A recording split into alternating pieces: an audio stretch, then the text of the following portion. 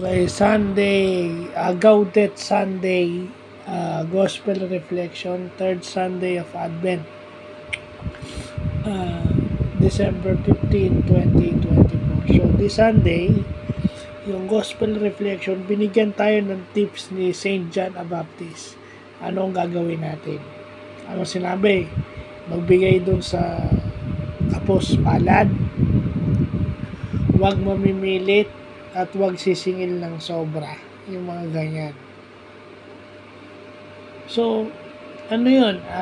Yun din lang ako magpo-focus, no? Paano ba magiging masaya yung isang tao? Diba? Kasi minsan, ang nakikita lang nating grasya is yung nahahawakan. Ano ba? May nagbigay sa'yo ng pagkain, may nagbigay sa'yo ng pera. Yun yung makikita mong grasya. Diba? At hindi lang yun. Halimbawa, binigyan ka ng maliit na pera o hindi ganun kalaki, hindi grasya yun.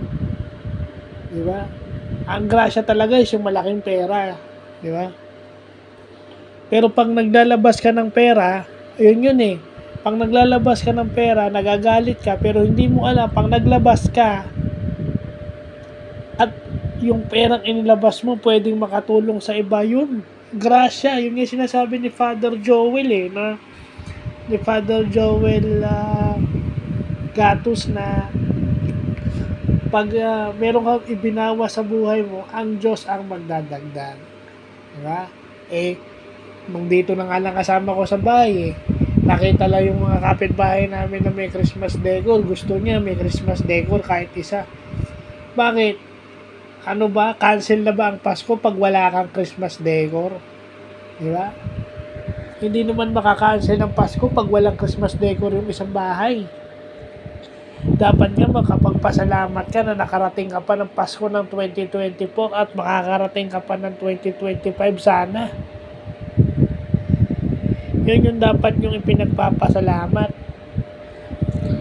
Tapos anong sasabihin nyo? Na masaya kayo kahit maliit? Hindi.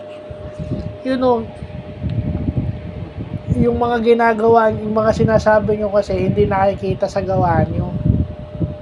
Yun ang sinasabi ni Father Joel Pag binigyan kayo ng pera, pag mabanggit lang yung salitang pera o bibigyan kayo ng pera, masaya kayo. Pero pag hindi kayo bibigyan ng pera o tiway lang, or hindi kayo bibigyan ng kahit na thank you lang, hindi kayo in the end, nag-e-expect kayo and then dismayado kayo. Kaya, di ba, kung ayaw nyong madismaya, wag na kayong mag-expect.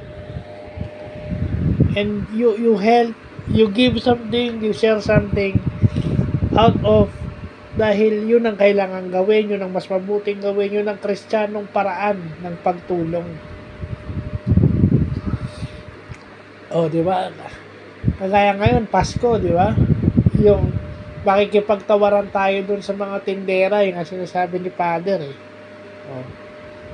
Pero yung mga nagtitinda na yun, baka doon lang, tuwing Pasko lang sila kikita ng malaki, babawasan pa natin.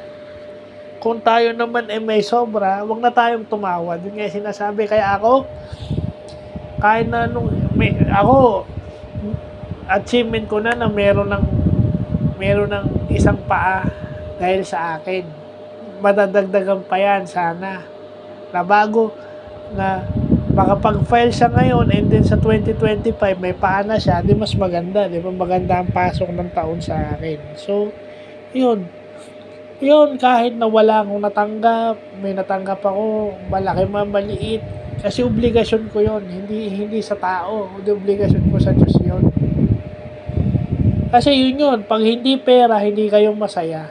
Pero yun nga sinasabi rin ni Father Joel na, kasi ang pera, akala nyo magagawa lahat. Di ba?